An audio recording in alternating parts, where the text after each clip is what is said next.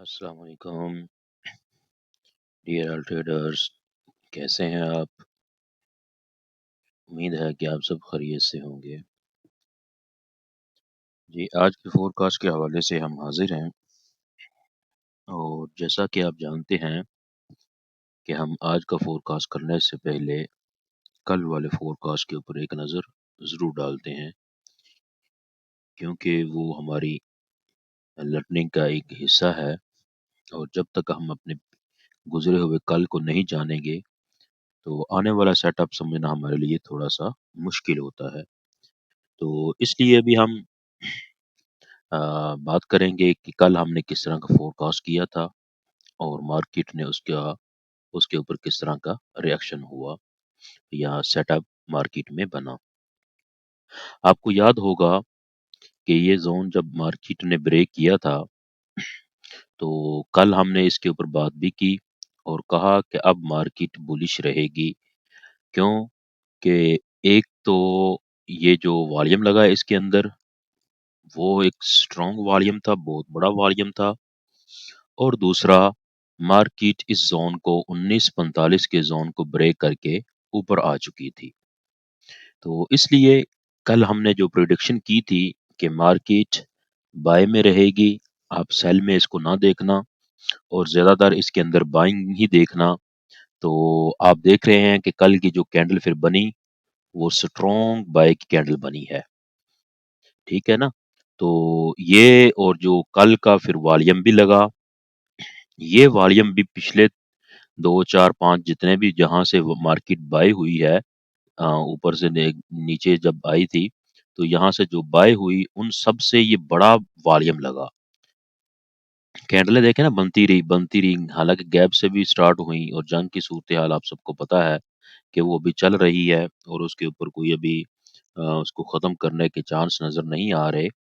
तो इसलिए gold bullish होता जा रहा है, मज़ीद अभी तक बुलिश हो रहा है। तो ये थे हमारा कल का सेटअप। अगर हम इसको एक ज़ोन लगा के यहाँ इसके ऊपर रखें, जो लेवल था हमारा, अ, उसके ऊपर हम बात अगर करना चाहें, तो वो आप H4 में भी अगर हमने क जाएँगे तो हमने कहा था कि ये एक ऑर्डर ब्लॉक बना हुआ है यहाँ पर। मार्केट इसको टेस्ट करे दोबारा तो फिर आप इधर से भी बाय कर सकते हैं और यहाँ जो खड़ी हुई थी, इधर से भी आप बाय कर सकते थे मार्केट में। और H1 में हम जाके देखते हैं, तो जब हमने फ़ोरकास्ट किया था, तो मार्केट यहाँ कहीं थी, ठीक है? इसी ऑर्डर ब्लॉक के H1 का जो ऑर्डर ब्लॉक था, मार्केट ने ये भी एक बनाया हुआ था और इसके नीचे ये भी था। ठीक है? तो मार्केट इधर ही खड़ी हुई थी और हमने जब फ़ोरकास्ट किया था, तो कहा था कि इसके अंदर आप बाइंग ही देखना, सेलिंग इसके अंदर बिल्कुल भी ना देखना। बाइंग आपके लिए बेहतर रहेगी और सेलिंग आपके लिए परेशानी का सबब बन सकती है। तो जिस भाई ने भी बाय किया होगा, यहाँ से किया या थोड़ा-सा ऊपर से किया, तो उसने एक अच्छा प्रॉफ़िट उठाया और ये एक बेहतरीन ट्रेड हमें मिली। और जो मैंने भी ट्रेड की, वो भी मैंने आपको दिखाई थी कल ग्रुप के अंदर। तो ये चीज़ें थी जिनको हमने कल देखा और अच्छा सेटअप हमारे लिए बने, बेहतरीन ट्रेड हमारे सामने आई। तो जैसा कि आज की अब हम बात करते हैं, तो अभी मैं बात कर रहा था ये वॉल्यूम के ऊपर। आप वॉल्यूम देखेंगे कल का एक बहुत स्ट्रॉन्ग वॉल्यूम आया है बाई की कैंडल के अंदर। ये पिछली वीडियो के अंदर भी मैंने बात की थी कि वॉल्यूम को समझने के लिए वीएसए का आना ज़रूरी है। तब ही आप एक-एक कैंडल की हरकत को और वॉल्यूम की जो मूवमेंट हो रही है उसको समझ पाएँगे। वीएसए के ऊपर कई दफ़ा बात हो चुकी है, गाहे-बगाहे मैं करता भी रहता हूँ। वीएसए ये नहीं है कि आप मार्केट में जाते हैं किसी से और इसको 2-4 दिन में, 10 दिन में, 15 दिन में, 20 दिन में इसको आप सीख पाएँगे और सस्ते से कोर्स करके 200 $200 में आपको कोई वीएसए आपको कहे मैं सिखा दूँ और आप कहेंगे मैंने वीएसए सीख लिया है। ये सारी ड्रामेबाज़ियाँ हैं, ठीक है? और सारा पैसा लूटने का बहाने हैं कि 1 महीने के अंदर कभी भी मार्केट आपको नहीं आएगी। जो सिखाने वाले हैं मुझे नहीं पता वो कैसे सिखा देते हैं 1 महीने के अंदर, हैं? और कोई 50 ले रहा है डॉलर, कोई $100 ले रहा है, कोई $200 ले रहा है और ऐसा लोगों को बेवकूफ़ बना-बना के ना कई दफ़ा बात कर चुके हैं इसके अंदर इसके ऊपर कि ये कोई ऐसी इतनी आसान मार्केट है कि सिर्फ़ $100-200 में 1 महीना में आप वो भी 30-40 मिनट, वो भी पू पता नहीं पीडीएफ में फ़ाइलें बनाई होती हैं उसके अंदर, वो दिखा-दिखा के स्क्रीनशॉट दिखा-दिखा के कोर्स कंप्लीट करवा रहे होते हैं। तो फिर वो बाद में देख रहे होते हैं कि ये तो कहा था कि आपको कोर्स करने के बाद मार्केट आ जाएगी। वो जिसको कोर्स कर लेते हैं वो उधर के उधर ही होते हैं जिधर उन्होंने स्टार्ट किया होता है, तो पैसे बर्बाद कर लिए होते हैं। तो मेरे भाई कहने का मकसद ये है कि वीएसए आपको ये ऐसे नहीं आएगा जिस तरह के लोगों ने इनको शुरू करवाया हुआ है कि $100-200 दे के 20-25 दिन में आपको वीएसए सिखा देंगे। सब बकवास है और सब ड्रामेबाज़ियाँ हैं। इसीलिए हमें मार्केट की समझ नहीं आती। सस्ते-सस्ते कोर्स कर लेते हैं हम और जो करवाने वाले हैं वो अपने आप को बड़े माहिर और बड़े मास्टर समझते हैं। जब मार्केट के ऊपर बात कर रहे होते हैं ना तो कह रहे होते हैं ये मार्केट बड़ी खतरनाक है, ये मार्केट बड़ी मुश्किल है। इस मार्केट में ज़्यादातर लोग लॉस करते हैं, ये है, वो है, लॉस लॉस करने की रेशो बहुत ज़्यादा है और प्रॉफ़िट करने वाले बहुत कम हैं। यानी मार्केट को बड़ा अजीबो-गरीब बयान करते हैं और जब कोर्स करवाते हैं, तो वो कहते हैं कि इससे सस्ती है ही कोई नहीं मार्केट, इससे आसान मार्केट ही नहीं। आप $100-50 दें और 1 महीने के में 20-25 क्लासों में आप सारा कोर्स ये मार्केट सारी समझ जाएँगे। आपको टेंशन ही नहीं रहेगी। यानी एक तरफ कुछ रुख दिखाते हैं और दूसरी तरफ दूसरा रुख दिखाते हैं। जब उनसे कोर्स करने जाएँ, तो फिर आपको ये मार्केट बड़ी ही आसान दिखा देंगे। आगे-पीछे जब बैठे होंगे, तो मार्केट आपके लिए मुश्किल दिखाएँगे आपको, कि ये बड़ी मुश्किल है, इसमें रेशो बड़ा है लॉस करने का। यानी अजीबो-गरीब कहानियाँ सुना-सुना के लोगों को बेवकूफ़ बनाते हैं। तो ख़ैर, बात हो रही है कि वीएसए, ज़रा वीएसए को सीखें, समझें अच्छी तरह, इसको टाइम दें। ये को महीने महीने के अंदर 20-25 के दिनों के अंदर या छोटी-मोटी क्लासें लेने से ये नहीं आएगा आपको। सीधी-सी बात है, अपने पैसे ऐसे बर्बाद ना करें। हाँ, इसको प्रॉपर टाइम दें और सीखें और फिर उसके बाद आपको पता चलेगा कि वीएसए क्या होता है। ये ऐसे लोगों के ऊपर जो मार्केट के अंदर बैठे हुए हैं ना वीएसए सिखाने वाले 20-25 दिनों में, तो वो आपको वीएसए कभी भी नहीं आएगा। तो बात हो रही है कि कैंडल की और वॉल्यूम की। ये देखें ये कैंडल और ये वॉल्यूम, ठीक है? और एक स्ट्रॉन्ग वॉल्यूम लगा है इस कैंडल के अंदर। कल की जो क्लोजिंग हुई है और ये सारे फ़ोरकास्ट आप ज़रा देखा करें, पिछलों को याद रखा करें ताकि आपको आगे वाली मूवमेंट की समझ आए।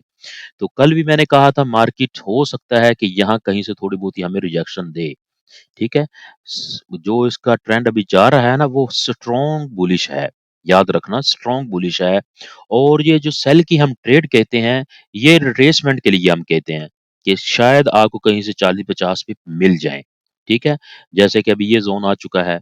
इस ज़ोन से हो सकता है कि छोटी-मोटी रिट्रेसमेंट कर ले, लेकिन ये ना समझना कि यहाँ से सेल हो जाएगी और स्ट्रॉन्ग सेलिंग की तरफ आ जाएगी, ऐसा बिल्कुल भी नहीं होगा। ये जो हम सेलिंग का बाद यहाँ से इस ज़ोन पर शायद आपको सेलिंग मिल जाए, ये इस लेवल से तो उसका मतलब होगा 40-50 पिप रिट्रेसमेंट के लिए, ठीक है ना? ये याद रखा करें ये चीज़ें और इन चीज़ों को आप समझें। तो अगर रिट्रेसमेंट करती है तो कहाँ तक कर सकती है? ये भी मुमकिन है कि ये अपनी पिछली हाई को ये टेस्ट कर ले। ठीक है ना? डे के अंदर और ये भी मुमकिन है कि ये तो ज़्यादा मूवमेंट ना करे। दोनों तरफ से मूवमेंट है। जब आप ट्रेंड के अपोज़िट बैठते हैं, ट्रेंड बुलिश जा रहा है अभी, ठीक है? ट्रेंड बुलिश जा रहा है, इसके अपोज़िट बैठना क्या है? आप सेल में बैठेंगे। जब सेल में बैठेंगे, तो वो रिट्रेसमेंट होगी और रिट्रेसमेंट ज़्यादा भी हो सकती है और थोड़ी भी हो सकती है। ठीक है ना? इसलिए, तो उसको रिट्रेसमेंट समझ के ही ट्रेड करें।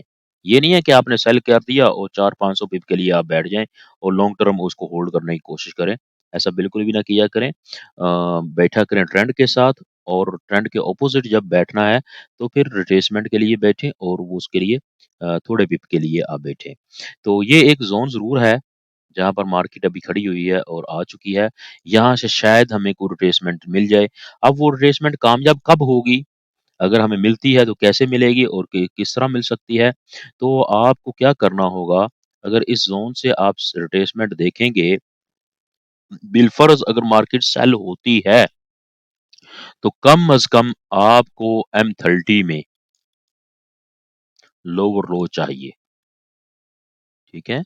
M30 के टाइम फ्रेम में जब तक आपको ये लोवर लो नहीं देगी, आप सेल की ट्रेड नहीं करेंगे। याद रखना, रिट्रेसमेंट ये होती है। ये नहीं है कि अभी कोई लो ओवर लो हुआ ही नहीं, मार्केट में कोई रिजेक्शन हुई ही नहीं और आप सेल करके बैठ जाएँ, बस ये ज़ोन आ गया और उसको टच कर लिया है, अब मैं इसको यहाँ से सेल करूँगा। कई भाई पूछते रहते हैं सर हमें बताया करें ज़ोन लेवल बताया करें, ये कौन-सी प्राइस है? मेरे भाई ये प्राइस अगर आप देखेंगे तो 1980 वाली है। तो इसका मतलब ये नहीं है कि 1980 को जैसे ही ये टच करे आप सेल कर दें। ये एक बहुत पुराना मेथड हो चुका है, बार-बार मैं कह चुका हूँ, बता चुका हूँ कि ऐसे ना किया करें। फ़ौरन सेल नहीं करना आपने, आपने वेट करना होता है, वहाँ पर आपको रिजेक्शन मिले। रिजेक्शन मिलेगी तो आप सेल करेंगे, रिजेक्शन नहीं मिलेगी तो आपको कहीं से कोई सेलिंग नहीं मिलेगी। गोल्ड नीचे से ऊपर जब जा रहा है ना बुलिश, तो ये किसी भी जगह पर कोई भी सेलिंग का कन्फर्मेशन नहीं करवा रहा है। यहाँ थोड़ी-सी उसने करवाई थी, जो हमने बात भी की थी। ये देखें ना, जब उसने करवाई थी तो फिर छोटी-मोटी उसने रिट्रेसमेंट भी दी। उसके बाद तो ये बिल्कुल भी नहीं दे रहा। छोटे से छोटे टाइम फ्रेम में चले जाएँ, एम5 में चले जाएँ, तो एम5 में भी आपको यहाँ कहीं से भी, यहाँ से चेक करना स्टार्ट कर दें। ये 2-3 दिन की मूवमेंट चेक करें, तो एम5 के अंदर भी आपको यहाँ पर लोवर लो नहीं मिलेगा। यानी इतना स्ट्रॉन्ग बुलिश प्रेशर है इसके अंदर। जब छोटे टाइम फ्रेम में ये रिजेक्शन नहीं दे रहा, तो बड़े टाइम फ्रेम में कब ये सेल होगा? कभी भी नहीं होगा। ठीक है? तो ये सेटअप आपको समझाने होते हैं इसलिए टाइम थोड़ा-सा ज़्यादा लग जाता है, माज़रत आप समझने की कोशिश किया करें। तो मैं बात कर रहा था 1980 को जब ये टच कर रहा है, तो यहाँ अगर आपने सेलिंग करनी है, तो एम30 में आपको लोअर लो चाहिए। अगर आप एम30 का वेट नहीं कर सकते, तो कम अज़ कम एम5 की तो लोअर लो का वेट कर लें ना। कम अज़ कम एम5 की। जब इस ज़ोन पर ये एम5 में लोअर लो दे दे, आप यहाँ पर सेल कर दें, फिर आपकी सेलिंग आपको 40-50 पिप दे सकती है। यही बात मैंने इधर भी की थी, इस दिन जब परसों मार्केट के अंदर ये कैंडल बढ़ने वाली थी, तो मैंने कहा था यहाँ पर एम5 का पूरा सेटअप मैंने समझाया था। जिस भाई ने वो वीडियो देखी है, वो उनको पता होगा मैंने सारा सेटअप समझाया था, एम5 में किस तरह का ये लोवर लो करे, वो कल भी मैंने उसके ऊपर बात की थी। मार्केट ने बिल्कुल भी या इस पॉइंट पर आकर, इस ज़ोन में आकर कोई एम5 में लोवर लो नहीं किया था। तो मैंने कल दिखाया भी था कल के फोरकास्ट में। कोई उसने लोवर लो नहीं किया था, मार्केट मुसलसल बाय जा रही थी और उसके बाद मैंने वार्निंग भी दी थी कि 1945 को उसने ब्रेक कर दिया, तो आप सेल बिल्कुल भी ना करना। सेलिंग की तरफ फिर बिल्कुल भी ना इसको देखना, ठीक है? तो ये सारी बातें आप पिछले वो फ़ोरकास्ट में देख सकते हैं। तो अभी भी जो क्लोजिंग हो चुकी है, ये स्ट्रॉन्ग क्लोजिंग है, मार्केट मज़ीद बुलिश जा सकती है। यहाँ से अगर छोटी-मोटी रिट्रेसमेंट होगी तो हो गई, ना हुई तो ये मज़ीद बुलिश की तरफ चलता रहेगा, ठीक है? तो अब हम चलते हैं H4 में।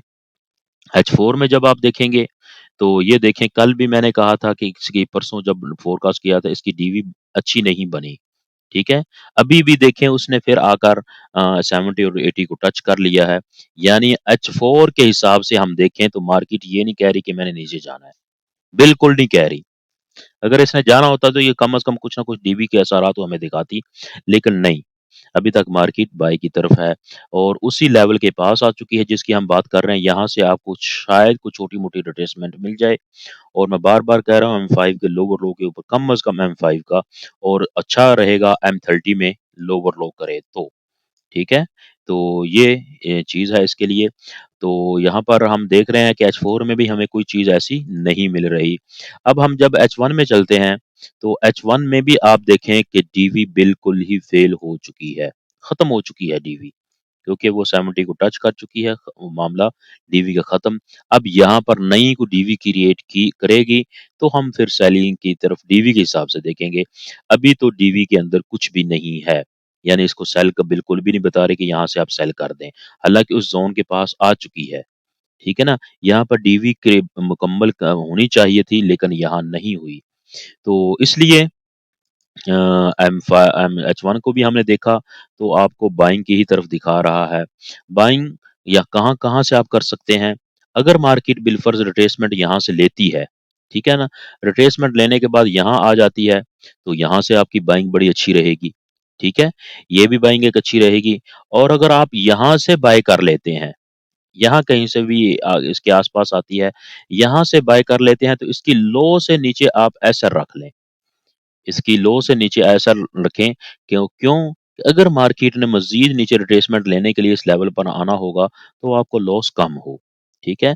अगर मार्केट ने इधर से बाय होना हुआ, तो इधर से ही बाय हो जाएगी और आपकी एक ट्रेड अच्छी रहेगी और पास ही छोटा-सा एसर रहेगा। यानी आपने करना इसको बाय है, चाहे ऊपर से कर लें, जहाँ पर मार्केट खड़ी हुई है, इस लो के पास आती है, इस लो के पास आती है तो आप बाय कर लें, लेकिन यहाँ एसएल ज़रूर आपने लगाना है। अगर यहाँ से वो नीचे रिट्रेसमेंट लेने इस ज़ोन में आती है, तो आप यहाँ से भी बाय कर सकते हैं, ठीक है? तो ये है हमारे सेटअप। अगर हम M30 में जाएँ, तो M30 की जो लो पड़ी हुई है, वो भी मैंने बता दिया कि ये नीचे पड़ी हुई है, ठीक है? और मार्केट यहाँ कहीं इतना बड़ा रिट्रेसमेंट लेगी, इस लो को ब्रेक करेगी, फिर इसके पास कहीं इसको टेस्ट करने जाएगी, तो ये फिर सेल होगी। ये मैं कह रहा हूँ M30 में लोअर लो बने तो आप सेल करना, अदरवाइज़ आप इसको सेल नहीं कर सकते, ठीक है? और M15 को भी देखें, तो वहाँ पर भी ये देखें ना, अब जैसे मैं डीवी की बात कर रहा था, M15 में ये इसने एक डीवी बना दी है, ठीक है ना? ये एक डीवी बनी हुई है, जो भाई डीवी के बारे में जानते हैं, उनको पता चल गया है कि ये डीवी बनी हुई है। लेकिन याद रख, इस डीवी की जो ट्रेड है M30 की, अ, M15 की जो ट्रेड है, ये आप करेंगे इस लो तक। टीपी आपका यहाँ रहेगा। अगर आप इसको सेल करना चाहते हैं तो यहाँ से आप सेल कर सकते हैं। लेकिन इसकी टीपी आप यहाँ रखेंगे, ठीक है? यहाँ पर टीपी रहेगा इसकी लो तक। जब इसकी लो को ये ब्रेक कर दे, तो दोबारा इसको टेस्ट करे, तो फिर आप एक छोटी-सी सेल के लिए बैठ सकते हैं और शायद फिर मार्केट यहाँ तक आ जाए। जो ज़ोन हमने नीचे H1 में और M30 में लगाया है। शायद फिर यहाँ तक आ जाए। लेकिन क्योंकि बार-बार मैं कह रहा हूँ कि ये सेल होगी, ये रिट्रेसमेंट के लिए होगी और जो रिट्रेसमेंट होगी, वो आपकी छोटी से छोटी रहेगी, बड़ी ट्रेड नहीं रहेगी। ये भी देखें 40-50 पिप बन रहे हैं। यहाँ से भी आप सेल करते हैं तो 40-50 पिप आपको मिल सकते हैं। तो इसलिए चीज़ों को समझा करें, अच्छी तरह समझने की कोशिश किया करें और उसके बाद ही फिर आप एक लॉन्ग टर्म के लिए बैठा करें।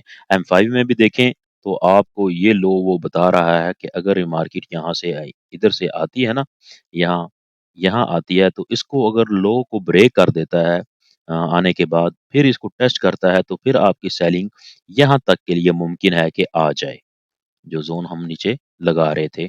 तो ये चीज़ है वो।